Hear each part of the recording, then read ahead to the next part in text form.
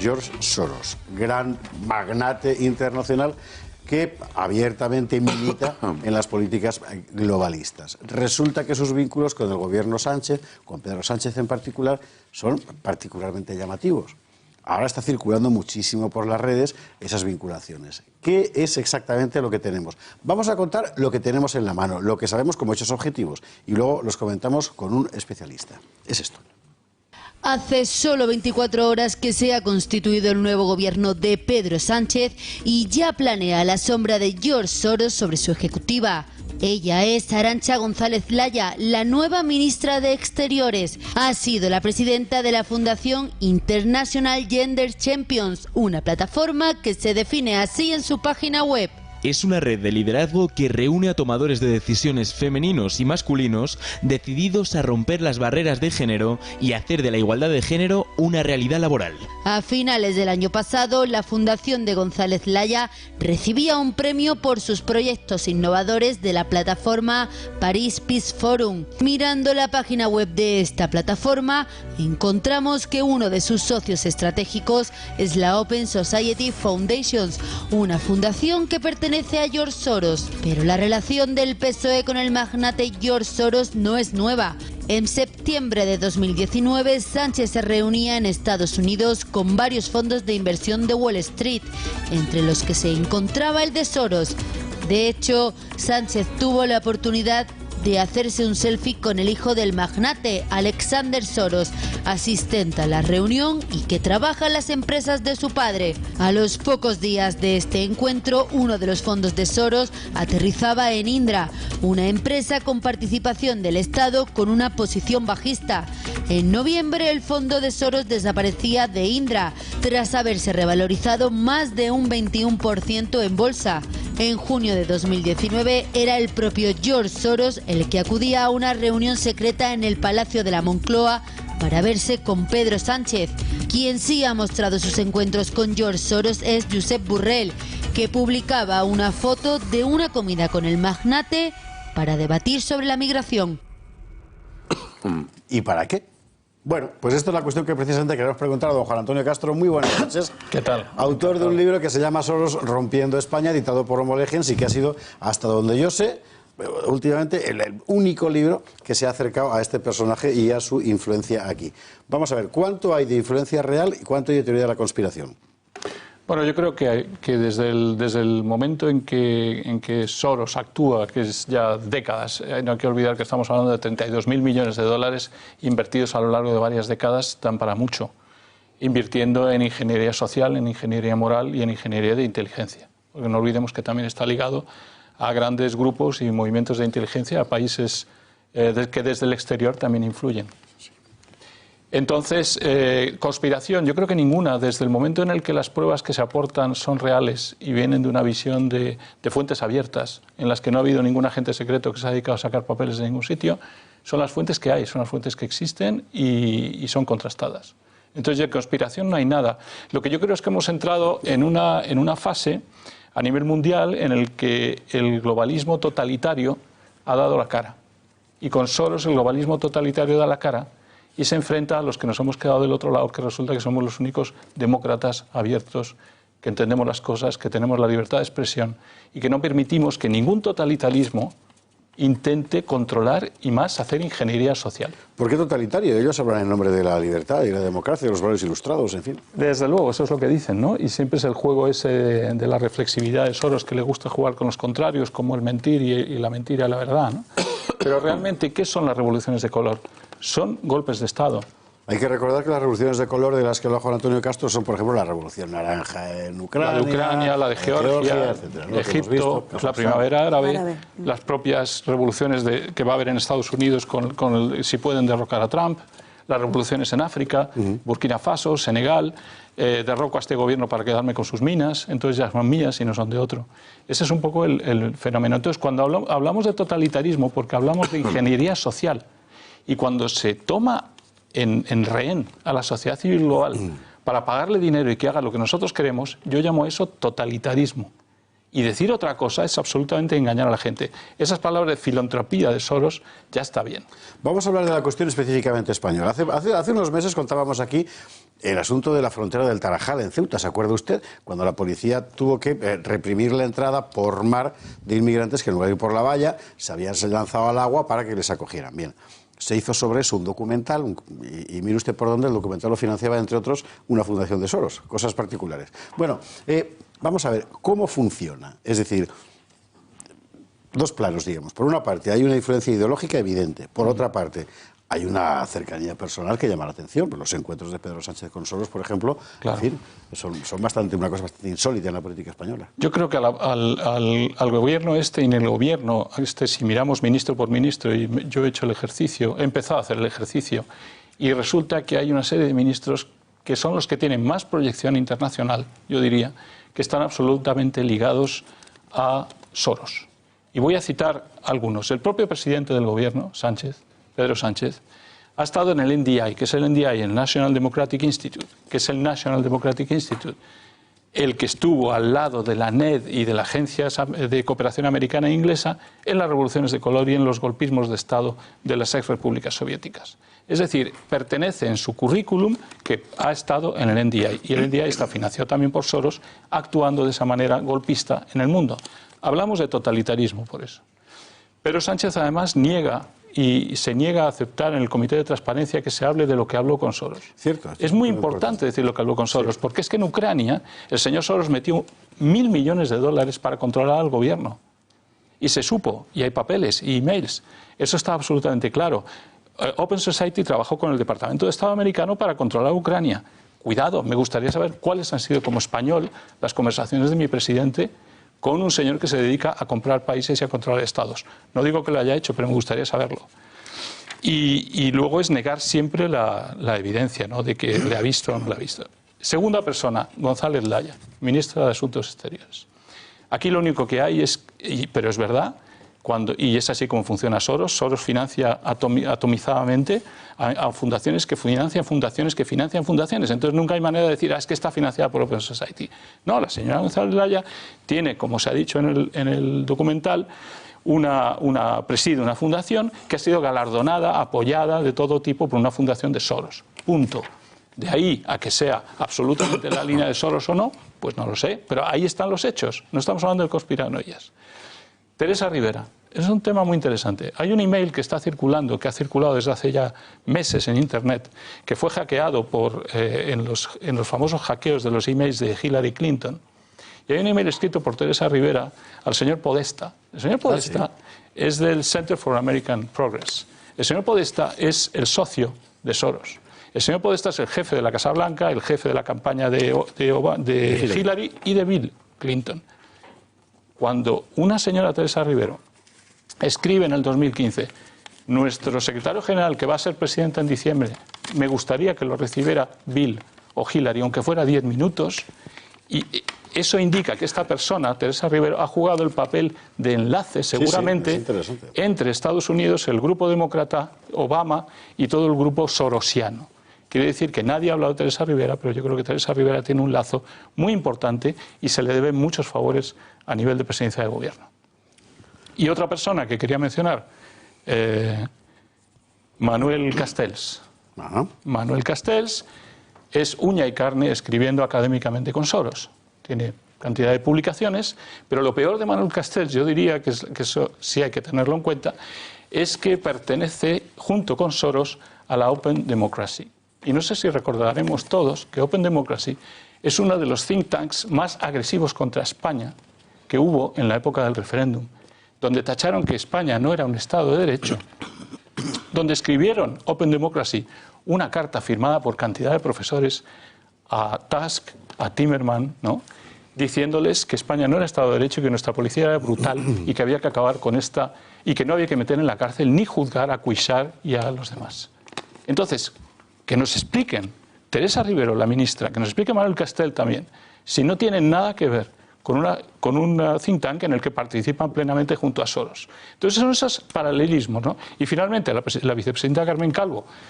No podemos olvidar, en el libro lo ponemos, la lista que sacamos de documentos hackeados en Internet, que los puede ver todo el mundo, se menciona al asesor principal de la vicepresidenta Carmen Calvo como parte del Integrity Initiative, que, para decirlo rápidamente, es un intento del Reino Unido, del Foreign Office, de controlar la desinformación en Europa contra Rusia, en teoría.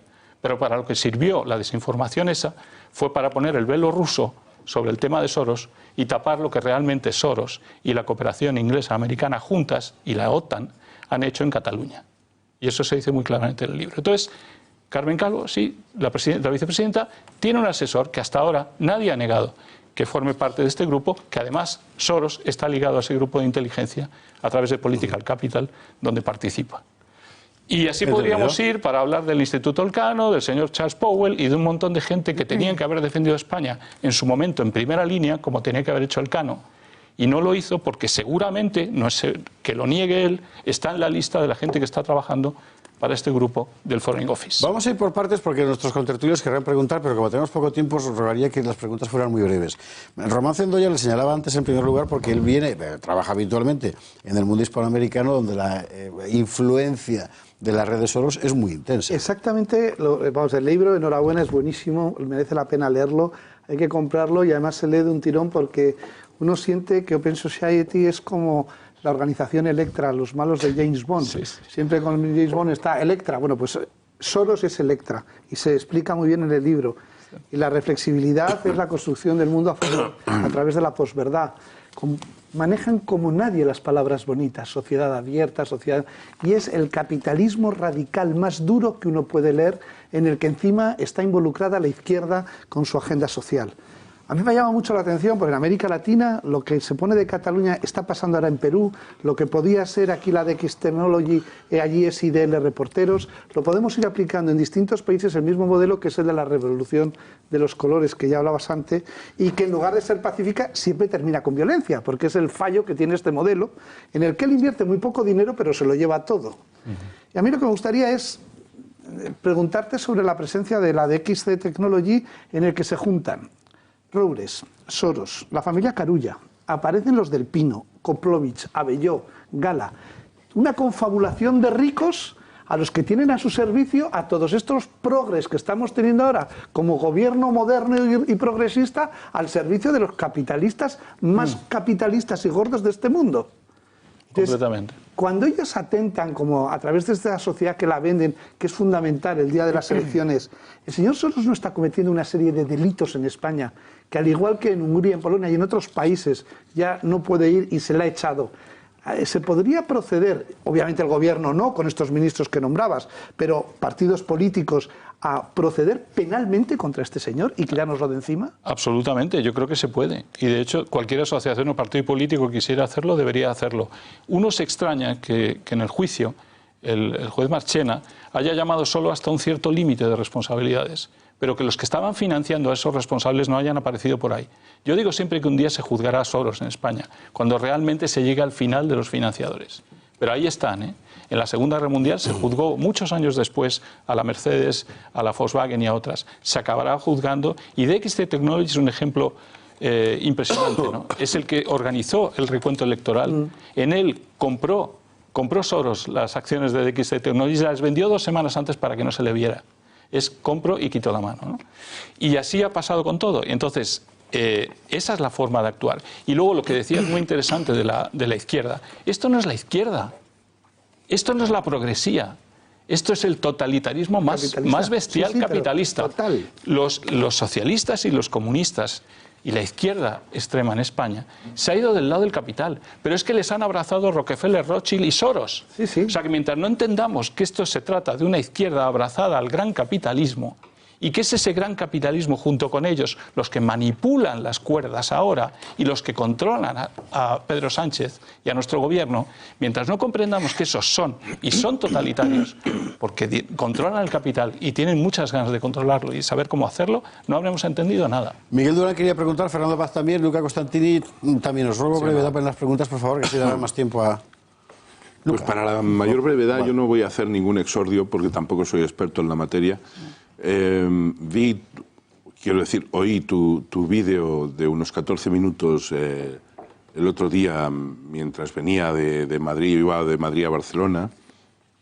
Es un vídeo muy interesante, yo recomiendo que quien tenga oportunidad lo escuche. Y también que coja el podcast del Gato, de tu comparecencia hoy aquí. Pero, claro, la pregunta me puedes decir que la respuesta es obvia.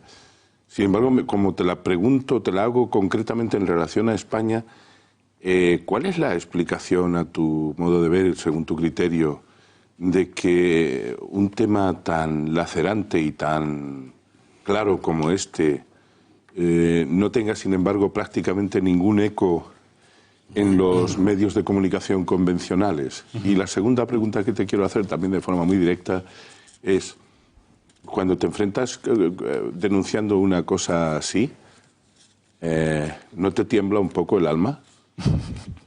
Bien, contesto la segunda primero. El temblor de alma es miedo, ¿eh? Sí.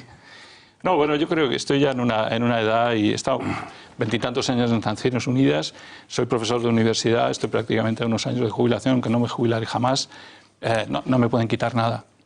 Y yo creo que de todas maneras a Soros, por mucho que te metas con él, mientras no le hagas mucho dañito, yo creo que no te hace nada. Pero en fin, esa es la segunda pregunta, ¿no? No la verdad es que ningún temor. ¿La primera? La primera es la de por qué los medios. Bueno, pues yo me dirigí cuando se descubrieron todas estas 400 interrelaciones que demostraban que Soros estaba en el centro de la actuación del proceso catalán de sedición y rebelión.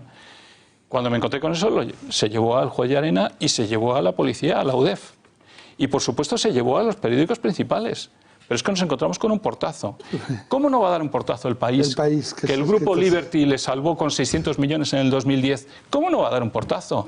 ¿Cómo no lo va a dar el Confidencial, que forma parte del Integrity Initiative y que está pagado también por Soros y el Foreign Office británico? Pues claro que te da un portazo. Lo que hay que preguntarse aquí es que si vale la pena luchar por la libertad de expresión todavía y hacer volver a todos estos grandes medios a donde deberían estar. Y quizás en la labor de los que debemos hablar. Hay más medios, Juan Antonio, más. ¿Sí? Hay más, está, pues, no sé, por citar, pues más medios, no quiero decir nombres, pero no solamente están los dos que tú acabas de decir. No, esos son los que han dicho que no, sobre todo. Digo ¿Y los demás? ¿Tú por qué crees que...? No es por constreñirte más todavía. No, pero yo creo que es que también hay desconocimiento. Este tema de Soros se hablaba como si fuera el 666, el demonio, sí. Bilderberg, y era todo conspiranoia. Y había conseguido que fuera conspiranoia. Gracias a Dios vamos logrando que no lo sea. No es conspiranoia, es pura verdad y tenemos un gobierno con él. Don Luca Costantini.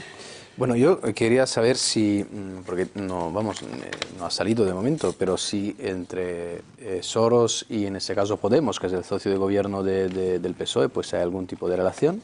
¿Nos puede explicar algo al respecto?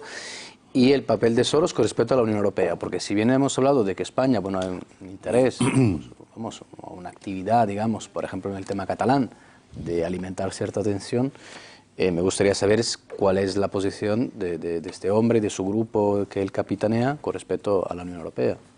Bien, se habla mucho, respecto a la primera pregunta, se habla mucho de una famosa reunión que hubo entre Pablo Iglesias, Roures, que tuvo lugar antes del referéndum y en la que hubo una cierta coordinación y digamos, ir juntos hacia ese proceso y hacia esa sedición.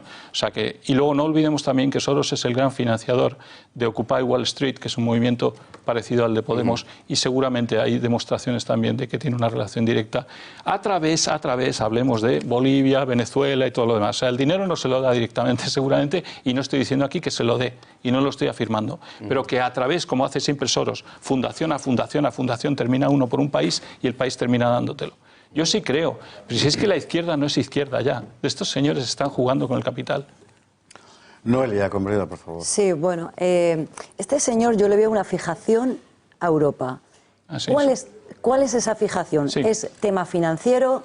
¿Es tema de que quiere destruir los Estado-Nación, que lo he leído en tu libro?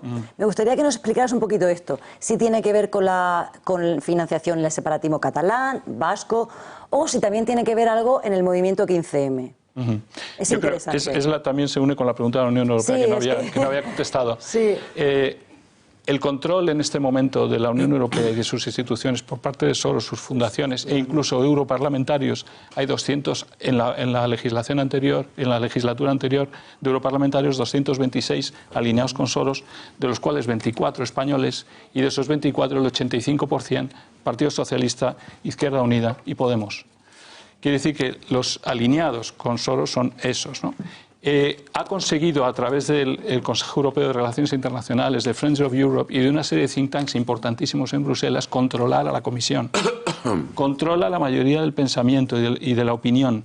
De las 20 think tanks que dan la opinión, realmente 10 pertenecen totalmente a Soros y son los que guían la opinión internacional de la Unión Europea. Pero a lo que voy es a un seminario que hubo en Ginebra hace 3 meses en el que fue el vicepresidente del Parlamento catalán y muchos expertos internacionales, y la palabra que se repitió allí constantemente fue naciones sin Estado. Ya no vamos a tener un conflicto independentistas Estado español. Vamos a tener un conflicto europeos pensando en naciones sin Estado, independentistas contra el Estado español, que busque defender su soberanía. Y todo aquel que busque todavía defender su soberanía en Europa va a tener en contra una nueva noción, unos nuevos conceptos y unas nuevas líneas que están empezando a cuajar gracias a Soros y que son las naciones sin Estado. Y Cataluña, País Vasco, Escocia, norte de Italia, tantos candidatos en este momento para eso y tan fáciles de controlar desde un solo lugar. Esto no es nuevo, ¿eh? Hitler ya lo hizo, ya lo tenía planeado. Se llamaba la Europa de los pueblos. Pero es contradictorio con su otanismo. ¿Con su vínculo con la OTAN y la industria armamentística, porque las naciones sin Estado, destinando el 1,4 del PIB, que en Cataluña son 4.000 y pico millones, como dices, que tendrían que rearmarse y comprar armas a los americanos, es contradictorio desmontar los Estados para montar naciones sin Estado, pero que haya una OTAN en la que tienes que vincularte como Estado. Es decir, el modelo es puramente capitalista, basado en unas teorías que se caen por sí mismas. Tiene razón, en cierto modo. O sea, es un modelo capitalista centralizado en Bruselas, controlado por el globalismo totalitario y con una OTAN militar que pueda garantizar que todo eso cuaje. Y el capitalismo entonces se desarrolla. Por eso Rockefeller, Rothschild y los demás están a favor de que se produzca un proceso así. Pero esto es mucho más gordo, porque si eso es la verdad, va a haber que luchar contra esos conceptos en Bruselas. Claro. Fernando Paz, última pregunta. Bueno, el objetivo es la destrucción del Estado-Nación, porque el objetivo es, en realidad, acabar con las soberanías nacionales, y es destruirlo tanto por arriba como por abajo. Está fomentando el separatismo en muchos sitios y, a la vez, las cesiones de soberanía, en el caso, por ejemplo, europeo, a Bruselas, de una forma abierta y descarada. Y yo quería preguntar, al hilo de la función que han hecho todas estas ONGs de Soros, todas estas organizaciones de Soros, de nuestros queridos socios atlantistas, norteamericanos y británicos, y no me canso de subrayar esto, la labor de algunos países que ha habido también, en el caso de Bélgica, algunos más poderosos, tipo Israel, que también han estado detrás de todos estos asuntos. ¿Qué papel ha jugado aquí un partido ahora pequeño, pero que en su momento era el recambio del sistema, ideado como tal, que es Ciudadanos, donde ha tenido gente muy caracterizada, como el caso de Garicano, que ha sido un hombre de Soros en España? Completamente. Bueno, yo creo que lo hemos visto lo que ha pasado, ¿no? A mí me da la sensación que hay un momento dado en el que Soros deja caer a Ciudadanos. Y es a partir de ahí donde cae todo. No lo puedo afirmar, pero tiene toda la pinta. Desde el momento que se van Garicano y todos los demás, en el momento que cae Ciudadanos, es el momento en el que Ciudadanos decide que no va a acompañar el plan sorosiano de Pedro Sánchez. Claro. Lo que pasa, si me permites, es que, claro, hay un plan de destrucción desde abajo, pero si de verdad miramos lo que plantea Ciudadanos, lo que planteaba, no sé si lo seguirá planteando ahora, que es la construcción de los Estados Unidos de Europa, de una cesión completa de soberanía por parte de España a Bruselas, en realidad el objetivo es el mismo, por un lado y por el otro. Es decir, que Ciudadanos juega ese papel. Y en Europa ha jugado ese papel. Pero en España se ha enfrentado a Sánchez y eso le ha costado carísimo. Sí. Y dijo en su discurso de investidura Pedro Sánchez una frase que ha pasado desapercibida asombrosamente, pero que textualmente decía que queremos una España federal en una Europa unida. Frase que desde luego no es inocente. Don Juan Antonio Castro, muy bien. Muchísimas gracias. A vosotros.